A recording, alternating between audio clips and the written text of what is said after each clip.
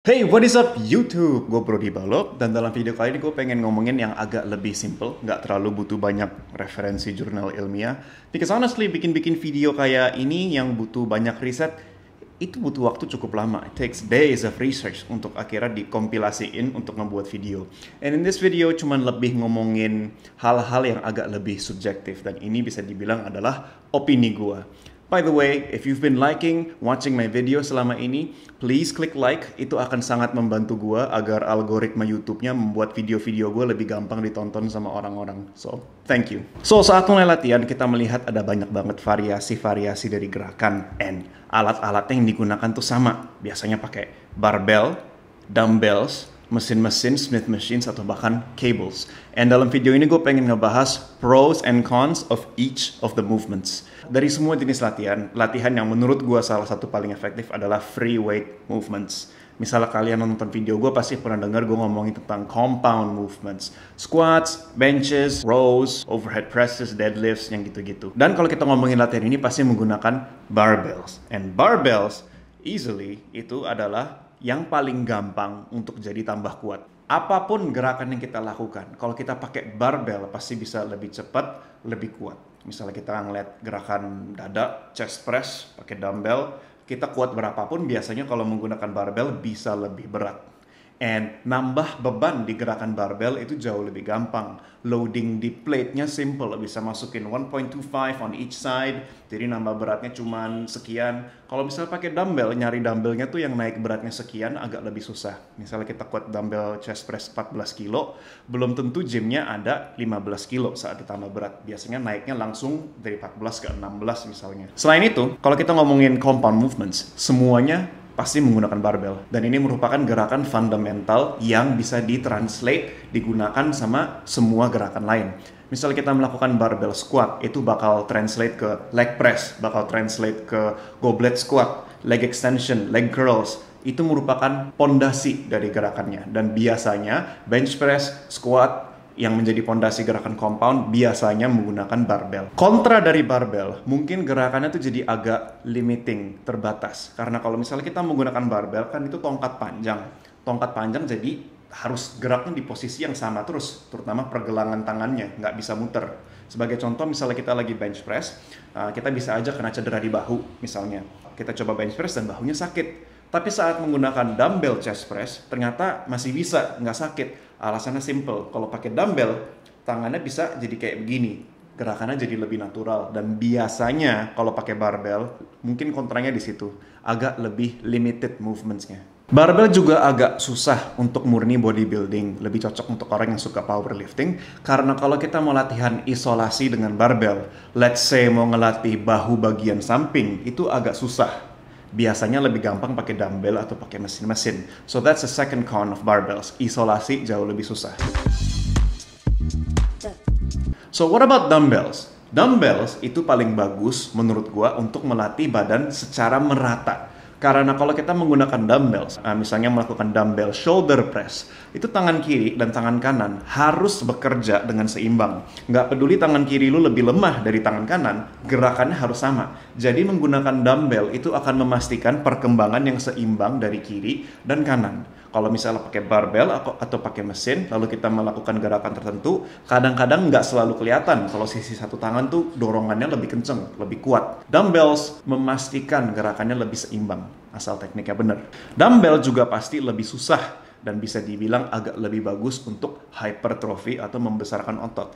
Karena saat melakukan latihan dengan dumbbell, masing-masing tangan itu harus menjaga keseimbangan. Beda dengan barbell, satu tongkat. Kalau dumbbell, ini harus jaga keseimbangan, ini harus jaga keseimbangan. Jadi gerakannya jadi lebih susah.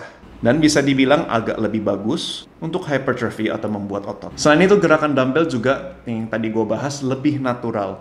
Pergelangan tangannya, gerakannya, semuanya bisa disesuaikan nyamannya bagaimana pada saat itu. Kalau misalnya lagi cedera, gerakan barbell biasanya sakit. Kalau pakai dumbbell biasanya masih bisa dilakukan pada angle-angle atau variasi tertentu. Cons of the dumbbell.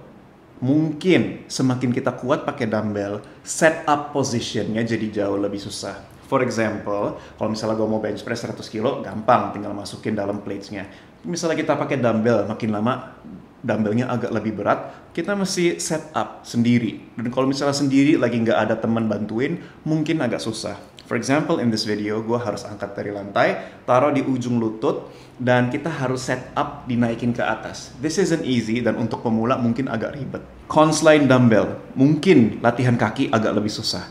Barbell squats pakai kaki gampang. Leg press pakai kaki gampang, bisa dinaikin berat. Kalau pakai dumbbell agak susah. Kita mau dumbbell front squats atau dumbbell goblet squats, it's a bit hard untuk menggunakan beban-beban yang agak lebih berat. Bukannya tidak bisa, kita bodybuilding pakai dumbbells juga sangat bisa efektif. Tapi harus lebih kreatif. Misalnya juga incorporate gerakan seperti lunges.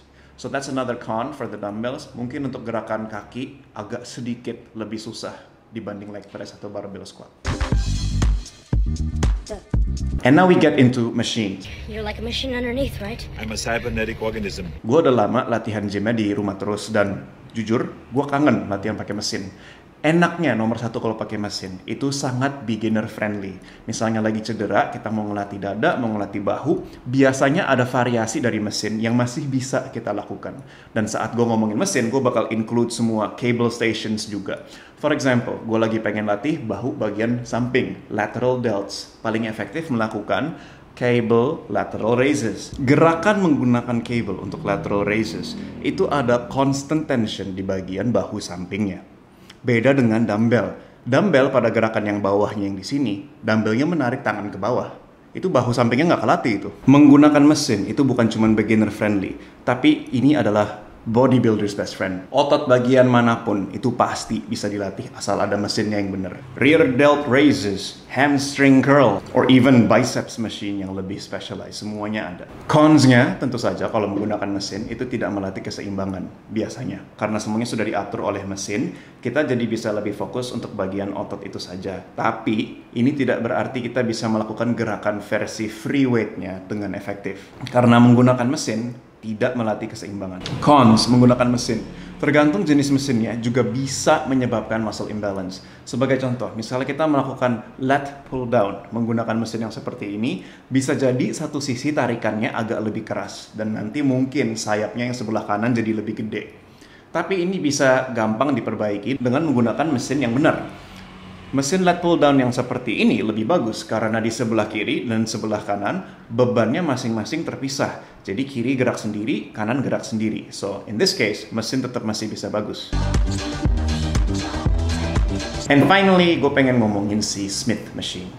Kalau misalnya kita ngomongin Smith Machine, online banyak banget orang yang suka ngejelek-jelekin Smith Machine. Emang benar, Smith Machine is not perfect, but I know there's a lot of people yang menggunakan Smith Machine, dan asal tekniknya benar, juga bisa efektif dan juga bisa sangat berguna. Masalah terutama saat menggunakan Smith Machine adalah imbalance. Sebagai contoh, ini gue lagi melakukan gerakan overhead press. Kalau misalnya gue pakai Smith Machine, dan dorongan gue agak terlalu ke belakang, tidak akan masalah di Smith Machine. Mungkin ini menciptakan kebiasaan yang buruk, karena saat gue melakukan overhead press pakai barbell beneran, kalau gue dorongnya terlalu ke belakang, ya gue bakal jatuh ke belakang. Misalnya gue pakai Smith Machine juga, lalu gue ngedorong cuma pakai satu tangan doang, dia barbellnya bakal tetap gerak, nggak miring.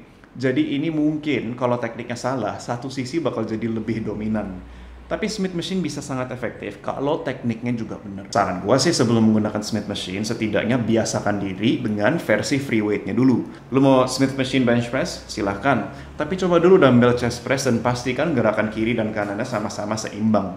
And finally, point dari video ini itu pengen ngejelasin ke kalian juga bahwa in the world of fitness and life in general, kalau kita nanya latihan apa yang paling bagus, diet apa yang paling bagus, dari semua yang paling bagus apa? There is never an answer, karena semuanya pasti bisa berguna dalam situasi yang benar. Yang penting kita bisa memanfaatkan semua jenis gerakan ini dengan benar. Tambah kuat di barbell, tapi juga pakai dumbbells. Also use machines. Semuanya bisa berguna. Oke? That's it guys. Thank you so much sudah nonton video ini. Don't forget to stay strong and question everything.